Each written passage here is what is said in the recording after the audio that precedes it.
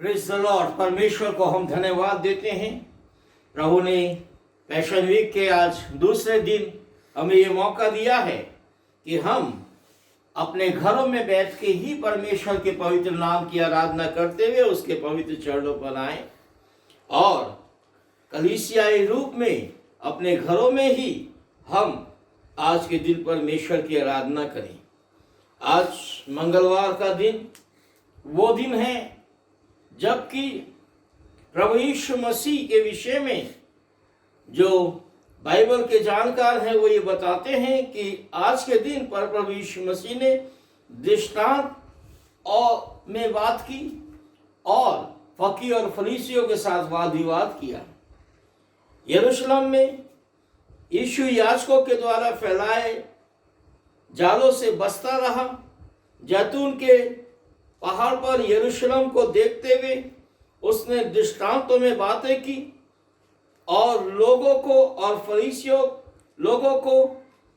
फरीसियों के प्रति सावधान किया। उसने हेरोदेस के महान मंदिर के विनाश की भविष्यवाणी की और अपने शिष्यों को भविष्य में क्या होने वाला है ये सब बताया और अपनी वापसी के विषय में बताया। तो मेरे अजीजों, आज जो कुछ भी हो रहा है प्रभु ने इस दुर्भोग सप्ताह के दूसरे दिन बाइबल में सब कुछ बता दिया था।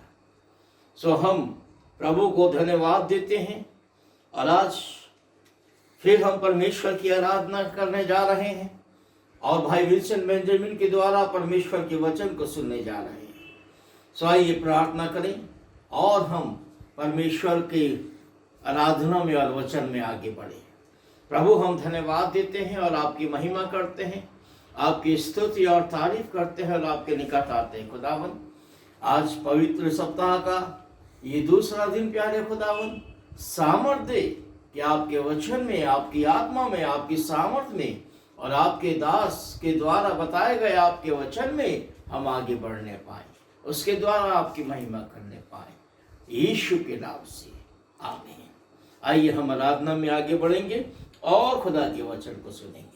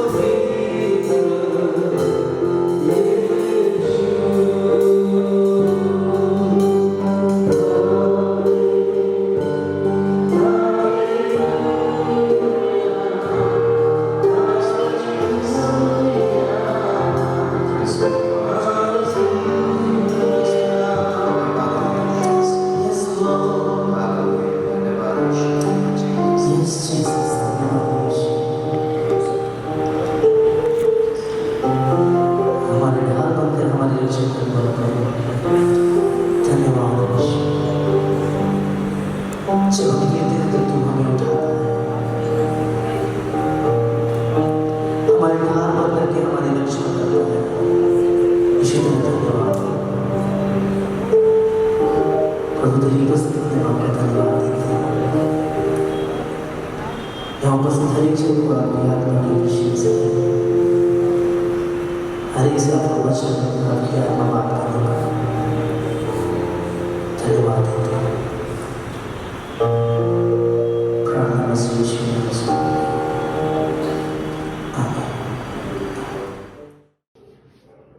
डॉक्टर विंसेंट बेंजामिन की ओर से सभी भाइयों और बहनों को जय मसीह की।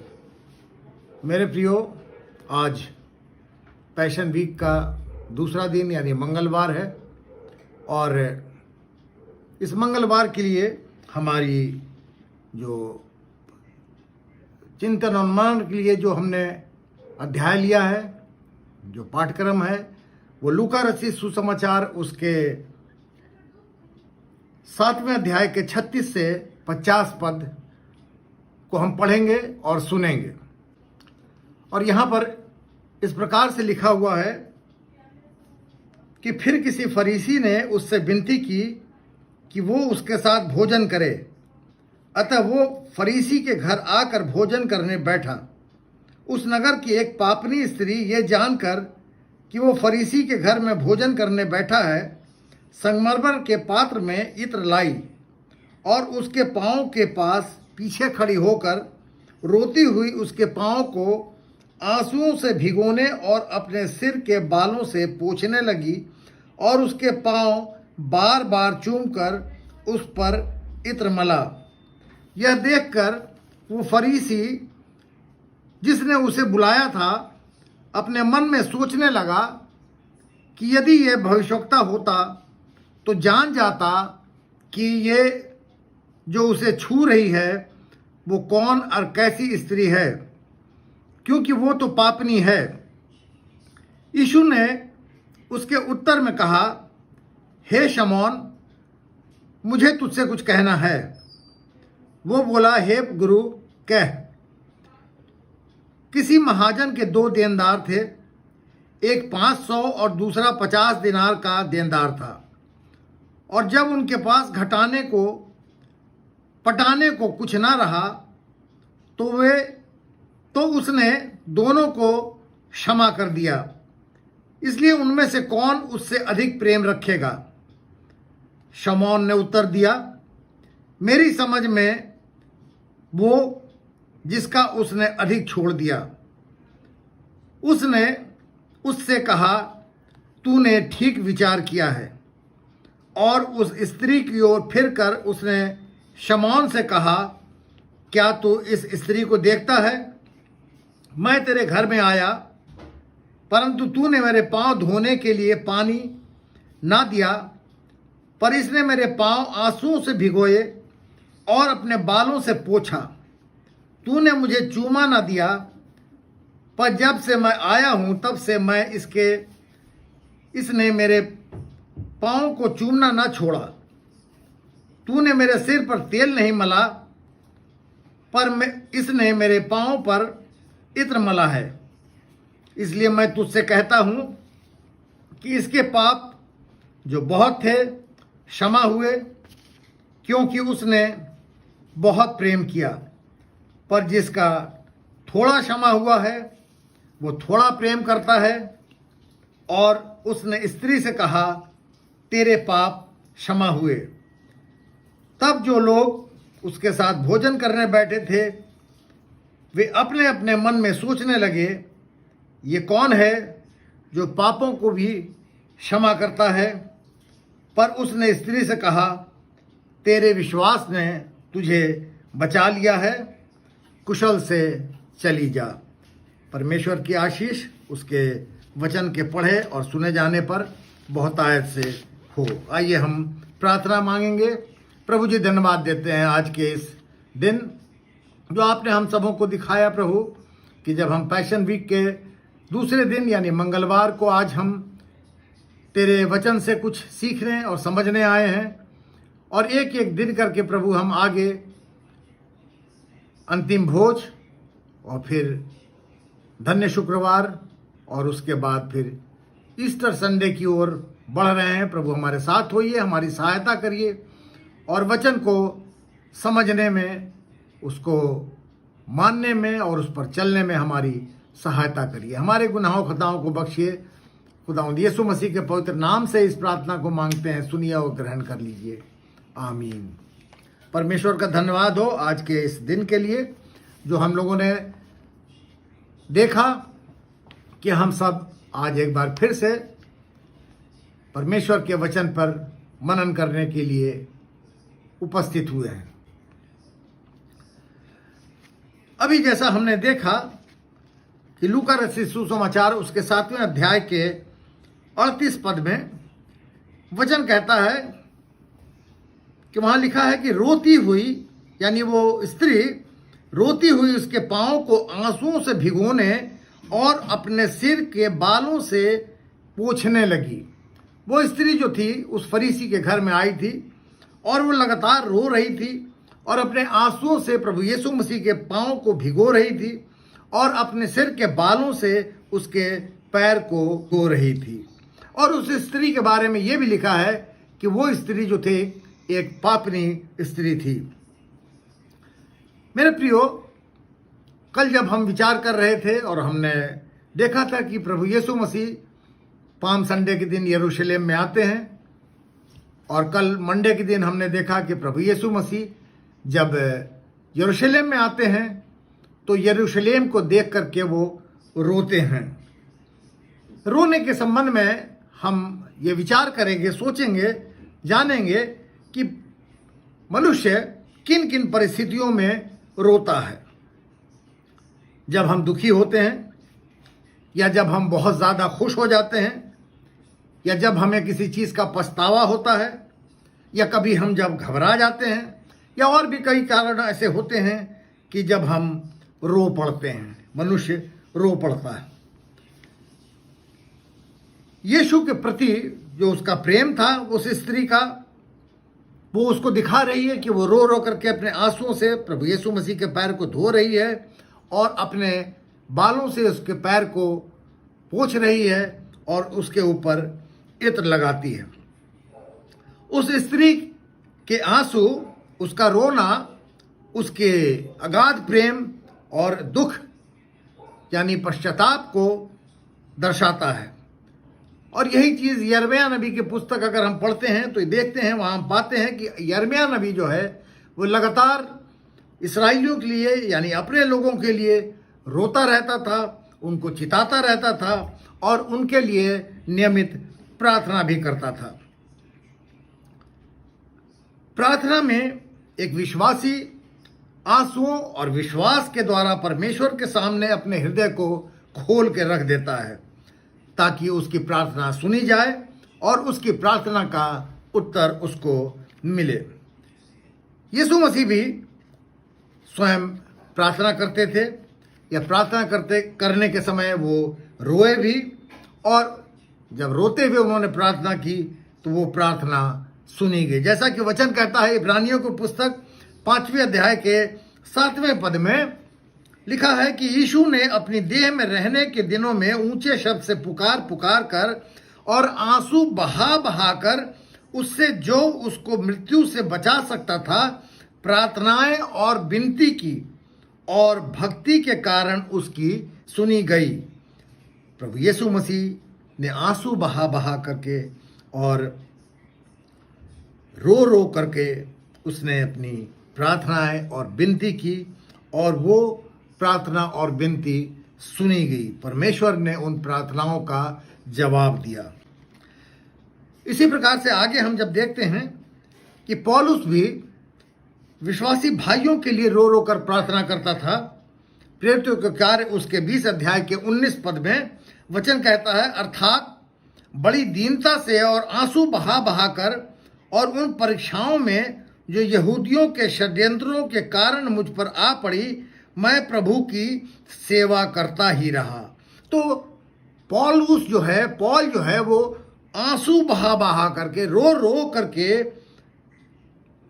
लोगों के, यानी यहूदियों के षड्यंत्रों से बचने के लिए, उनके षड्यंत्रों को समझने के लिए, षड्यंत्रों के कारण उसके ऊपर जो स्थिति आई थी, रो रो करके विनती करता रहा और उस विनती के साथ साथ वो सेवकाई का भी काम करता रहा। पौलुस कुरिन्थियों की कलीसिया को लिखता है और उनके आनंद के लिए भी वो रोता है। वो कहता है दूसरा कुरिन्थियंस उसके दूसरे अध्याय के 4 पद में, बड़े क्लेश और मन के कष्ट से मैंने बहुतों से आंसू बहा बहा कर तुम्हें लिखा था, इसलिए नहीं कि तुम उदास हो, परंतु इसलिए कि तुम उस बड़े प्रेम को जान लो जो मुझे तुमसे है। तो आंसू बहा बहा करके वो लिखता था उनको, कि इसलिए नहीं कि वो उनके लिए उदास था कि तुम उदास हो इसलिए वो उदास है, लेकिन इसलिए कि वो उनसे प्रेम करता था। वो लोग पौलुस से प्रेम करते थे और इसलिए वो पौलुस जो था वो आंसू बहा बहा करके उनके लिए विनती करता था, प्रार्थना करता था। आंसू इंसान को एक दूसरे के लिए संबंध में एक परस्पर संबंध का एहसास कराता है। जब हम किसी के दुख में शामिल होते हैं और जब कोई रोता है और अगर हम भी उसके साथ मिलकर के रोते हैं, तो वो व्यक्ति हमारे साथ अपने आप को, अपने दुख को हल्का महसूस करता है। उसको लगता है कि कोई उसके दुख में साथ देने वाला है, कोई उसके साथ मिलकर के रोने वाला है। एक छोटी लड़की थी और उसका एक दोस्त था, वो भी छोटा लड़का था, और ऐसा हुआ कि उस लड़के के, उसके दोस्त की डेथ हो गई, मृत्यु हो गई। तो उस लड़की ने अपने माँ से कहा कि मैं अपने दोस्त के घर जाना चाहती हूँ और उसकी माँ को तसल्ली देना चाहती हूँ। तो उसकी माँ ने उससे कहा कि हाँ जाओ। और जब वो लड़की अपने दोस्त के घर चली गई और वहाँ उसकी माँ से मिली, बहुत छोटी लड़की थी, शायद 6-7 साल की रही होगी। और जब वहाँ से लौट करके आई तो उसकी माँ उससे पूछने लगी कि तुम उसकी माँ से मिली आई और तुमने वहाँ जा करके तुमने क्या कहा, क्या किया, क्योंकि एक छोटी लड़की दुख को किस प्रकार से अभिव्यक्त कर सकती है, दिखा सकती है कि मैं आपके दुख में शामिल हूँ। तो उस लड़की ने जवाब दिया कि मैंने कुछ नहीं कहा, मैं सिर्फ अपने उस मृतक दोस्त की माँ के गोद में चढ़ गई और उनके साथ मैं रोई। मेरे प्रियो, जब हम किसी के साथ मिलकर के रोते हैं तो हम दूसरे के दुख को हल्का करते हैं। जब यीशु मसीह के नाम में आंसू बहाते हैं, जैसा कि वचन कहता है लूका रचित सुसमाचार उसके 6 अध्याय के 21 पद में, कि आज भी जो यीशु के नाम में आंसू बहाते हैं धन्य कहलाएंगे। जो लोग प्रभु यीशु मसीह के नाम में आंसू बहाते हैं वो धन्य कहलाएंगे। अगर कोई रो रो कर प्रार्थना करता है तो उस रो रो कर प्रार्थना करने से न सिर्फ उसको चंगाई मिलती है, बल्कि उसके साथ साथ उसकी उम्र भी बढ़ जाती है। अगर हम पुराने नियम में देखते हैं, दूसरा राजा उसके 20 अध्याय के 5 से 6 पद में, और वहाँ पे एक राजा का वर्णन है, हिजकिय्याह राजा। और हिजकिय्याह राजा जो है वो गंभीर रूप से बीमार हो गया है, उसके शरीर में एक बहुत भयंकर फोड़ा निकल आया है और वो बहुत परेशान है। और यहोवा ने कह दिया था कि वो अब इस बीमारी से, इस फोड़े के कारण बचेगा नहीं। और वो हिजकिय्याह राजा जो है वो यहोवा से विनती करता है और रो रो करके विनती करता है उससे। तब यहोवा ने उसकी विनती को सुना और उसको न सिर्फ चंगा किया, बल्कि उसकी उम्र को 15 साल के लिए बढ़ा भी दिया, जिसका वर्णन हम पाते हैं दूसरा राजा उसके 20वें अध्याय के 5 और 6 पद में। और वहाँ पे यशायाह नबी से यहोवा कहता है, लौट कर मेरी प्रजा के प्रधान हिजकिय्याह से कह कि तेरे मूल पुरुष दाऊद का परमेश्वर यहोवा यूं कहता है कि मैंने तेरी प्रार्थना सुनी और तेरे आंसू देखे हैं। देख, मैं तुझे चंगा करता हूं। परसों तू यहोवा के भवन में जा सकेगा।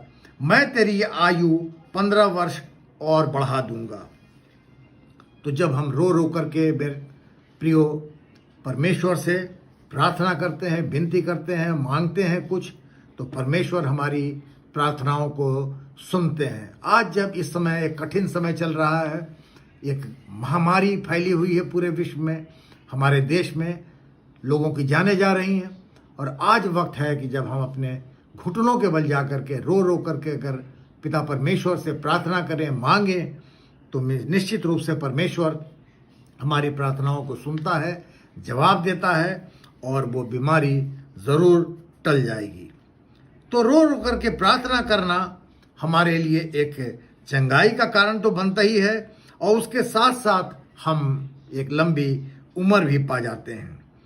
तो ज़रूरी है मेरे प्रियो कि हम जिस व्यक्ति के साथ हमदर्दी रखते हैं, तो ज़रूरी है कि हम उसके साथ उसके गम में शरीक हों, क्योंकि परमेश्वर जो है वो हमको निराशा से निकाल करके बाहर लाता है, ताकि हम परमेश्वर पर विश्वास कर सकें।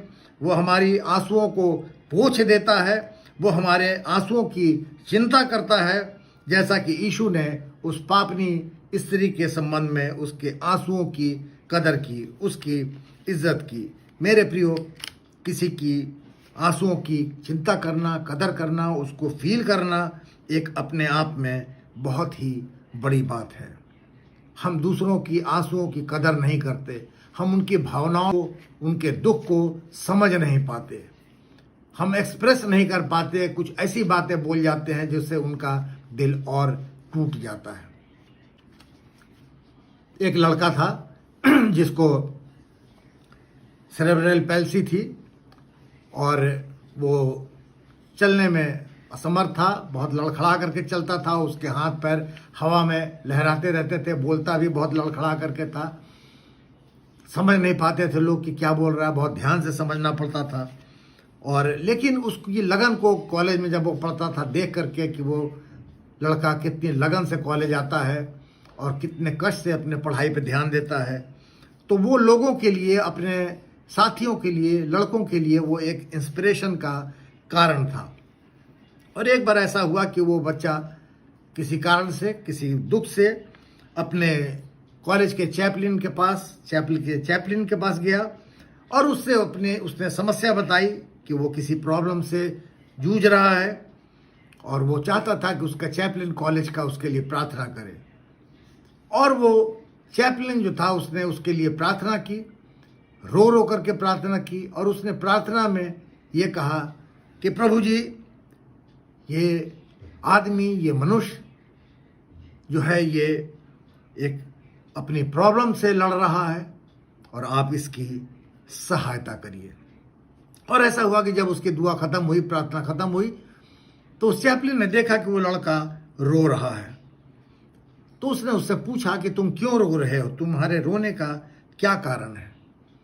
तो उस व्यक्ति ने, उस लड़के ने, जो सीपी का, सेरेब्रल पैल्सी बीमारी का, झोले के मारे हुई बीमारी का रोगी था, उसने कहा कि आज तक किसी ने भी मुझे आदमी, मनुष्य, मैन नहीं कहा, लोग मुझे अलग अलग नामों से पुकारते हैं, मेरा मजाक बनाते हैं।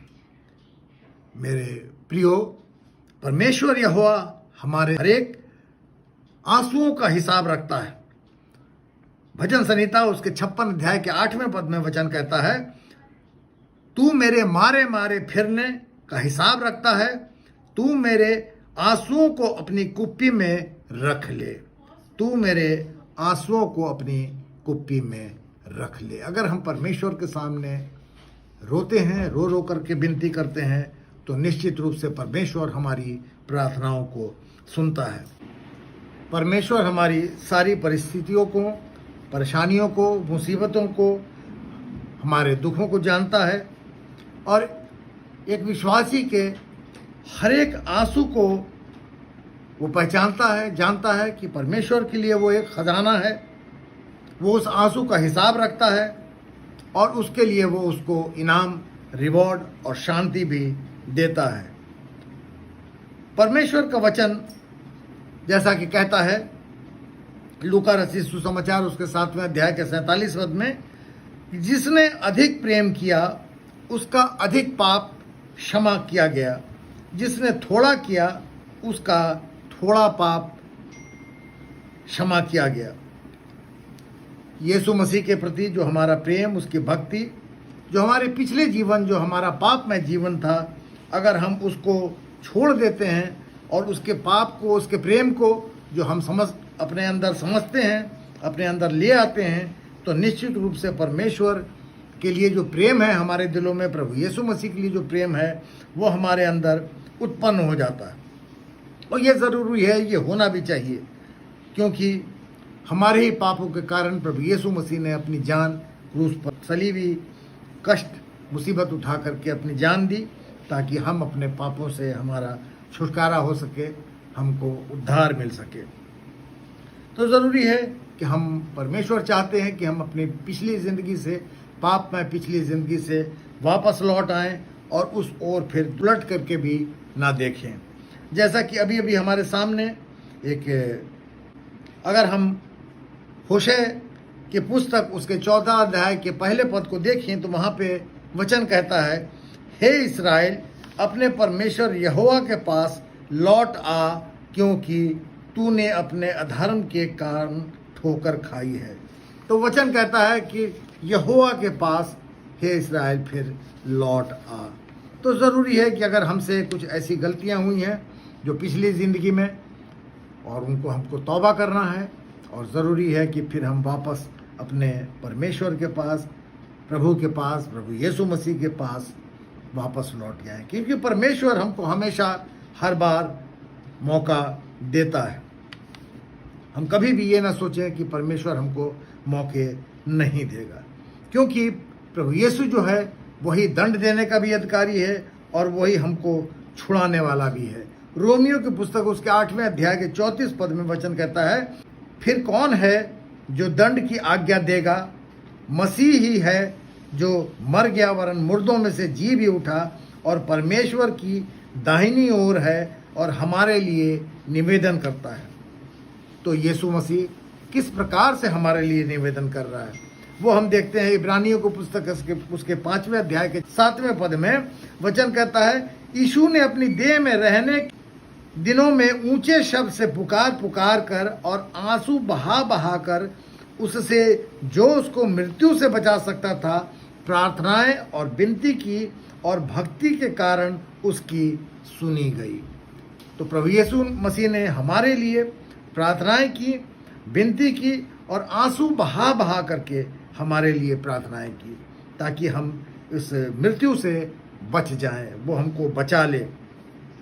प्रभु यीशु मसीह हमको अपना दोस्त कहते हैं और वो हम चाहते हैं कि हमें से कोई भी आत्मा नाश ना होने पाए। वो हमसे प्रेम करते हैं और वो हमारे चाहते हैं कि हम भी दूसरों के दुख में दुखी हों, दूसरों के सुख में सुखी हों। और इस प्रकार से ज़रूरी है कि हम दूसरों के लिए, अपने लोगों के लिए, अपने चर्च के लोगों के लिए, चाहे वो बड़ा हो या छोटा हो, उसके लिए रो करके हम प्रार्थना करें। लेकिन अफसोस है कि आज हम सिर्फ बड़े बनने की होड़ में लगे हुए हैं और हमेशा हम दूसरों से आगे निकलना चाहते हैं। हम हमेशा चाहते हैं कि लोग हमको बड़ा समझें, हम बड़ा बनने के लिए आगे भागना चाहते हैं, बजाय इसके कि हम चाहें, समझें कि हर एक व्यक्ति हमारा दोस्त है, हमारे बराबर का है। क्या हम अपने चर्च के हर एक व्यक्ति को जानते हैं? हर एक बड़े से बड़े और छोटे से छोटे व्यक्ति को बाय नेम जानते हैं, पहचानते हैं, उसको जानते हैं कि वो व्यक्ति क्या है। जैसे प्रभु यीशु मसीह ने उस स्त्री के बारे में जो पापनी थी जान लिया और उसके पापों को क्षमा किया और कहा कि तेरे विश्वास ने तुझे बचा लिया। तो क्या हम अपने चर्च के अंदर कोई भी व्यक्ति है, चाहे वो बहुत बड़ा हो या बहुत छोटा हो, उसको व्यक्तिगत रूप से हम जानते हैं, पहचानते हैं? एक बार एक थियोलॉजिकल कॉलेज में एग्ज़ाम हो रहा था और उस एग्ज़ामिनेशन में जो एक पर्चा आया एक सब्जेक्ट का, तो उसमें लिखा हुआ था कि एक प्रश्न का उत्तर देना अनिवार्य है और अगर उसका उत्तर नहीं दिया जाएगा तो उस प्रश्न पत्र में से 10 अंक जो परीक्षार्थी है, जो एग्जामिनी है, उसके काट लिए जाएंगे। और उसमें वो प्रश्न था कि आपके इस कॉलेज के अंदर वो स्त्री जो आपके कॉलेज के बरामदे में, क्लासेस के बरामदे में पोछा लगाती है, उसका नाम बताइए। और मेरे प्रियो, उस एग्जामिनेशन में एक लड़के को छोड़ करके कोई भी स्टूडेंट ऐसा नहीं था जो उसका नाम बता पाता, और सिर्फ एक लड़के ने उसका नाम लिखा, बताया कि उस महिला का नाम, जो सफाई कर्मी थी, उसका नाम डॉर्थी है। और वो इसलिए जानता था कि जब वो सुबह सुबह कॉलेज आता था तो वो महिला जब पोछा लगा रही होती थी या लगा करके वहाँ खड़ी होती थी, तो हमेशा वो वहाँ रुक करके उससे उसका हाल चाल पूछता था और जानकारी करता था, नियमित रूप से उसको टाइम वेस्ट करता था। तो क्या ये ज़रूरी नहीं कि हम भी इसी तरीके से अपने चर्च के हर एक व्यक्ति के साथ, चाहे वो छोटा हो, बड़ा हो या जो भी हो, उसका हाल चाल जाने, उसकी खैरियत पूछें? या ऐसे हमको दूसरों के साथ पेश नहीं आना चाहिए, या हमको दूर दूर रहना चाहिए? प्रभु यीशु मसीह ने उस पापनी स्त्री को अपने पास आने से नहीं रोका। उन्होंने उस स्त्री को रो रो करके उसके पैरों को धोने से, आंसुओं से, और अपने बालों से उसको पैरों को पोंछने से उसने नहीं रोका, और ना उस स्त्री ने छोड़ा। और उन आंसुओं का इनाम, रिवॉर्ड प्रभु यीशु मसीह ने उसको दिया, जिस संबंध में वचन कहता है प्रकाशित वाक्य 21 अध्याय के 4 पद में कि वो उनकी आंखों से सब आंसू पोंछ डालेगा, और इसके बाद मृत्यु न रहेगी, और न शोक विलाप न पीड़ा रहेगी, पहली बातें जाती रहीं। तो प्रभु जो है वो हमारे आंखों के सब आंसू पोंछ डालेगा अगर हम उसके सामने गिड़गिड़ा करके, रो रो करके मिन्नत करते हैं, विनती करते हैं। और फिर जब वो उसका इनाम हमको मिलेगा कि वो फिर सामने न मृत्यु रहेगी, न शोक रहेगा, न विलाप होगा, न पीड़ा रहेगी, और न उस तरीके की बातें जो पिछली ज़िंदगी की बातें थी वो सामने आएंगी। तो जो आंसू बहाते हैं मेरे प्रियो, उनके आंसू प्रभु यीशु मसीह धो डालेंगे, पोंछ डालेंगे, जैसे उन्होंने उस महिला का उद्धार किया। प्रकाशित वाक्य उसके 7 अध्याय के 17 पद में वचन कहता है कि क्योंकि मेमना जो सिंहासन के बीच में है उनकी रखवाली करेगा, और उन्हें जीवन रूपी जल के सोतों के पास ले जाया करेगा, और परमेश्वर उनकी आंखों के सब आंसू पोंछ डालेगा, और परमेश्वर उनकी आंखों से सब आंसू पोंछ डालेगा। मेरे प्रियो, प्रभु यीशु मसीह जब यरूशलेम में आए तो उस शहर को देख करके रोए। वो 3 बार रोए, लाजर की कब्र पे रोए, यरूशलेम को देख करके रोए, और गतसमनी बाग में रोए। लेकिन यहाँ पे आज हमने देखा कि वो स्त्री प्रभु यीशु मसीह के पास आई तो उसने रो रो करके, आंसू बहा बहा करके प्रभु यीशु मसीह के पैरों को धोया, और अपने बालों से उसके पैर को पोंछा। मेरे प्रियो,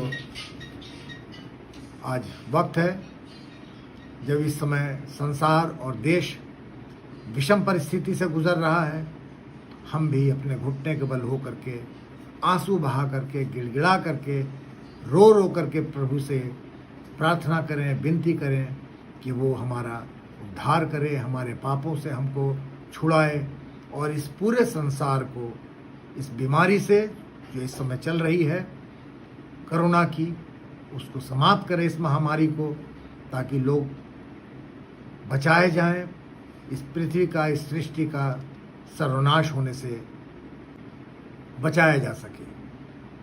परमेश्वर आप सबों को बहुतायत की आशीष दे। परमेश्वर आपके साथ हो, उसकी शांति आप सबों के साथ हो। God bless you. आमीन।